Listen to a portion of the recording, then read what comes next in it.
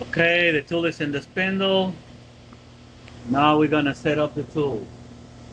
So we gotta be in handle.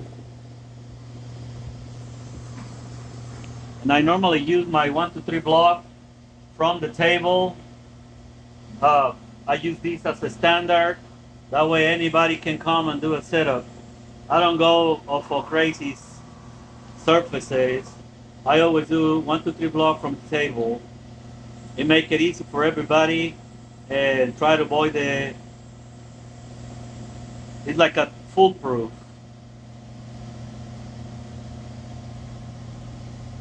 So I'm gonna pass down. Okay, we already pass it out. And then I go intense and it's already ready to go. We're gonna save it.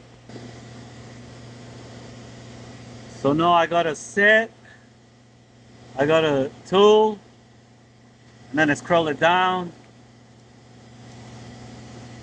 to tool 25. So it's gonna be minus 20.85. So now I press right, and I already changed the value to 2085. So it's already set up.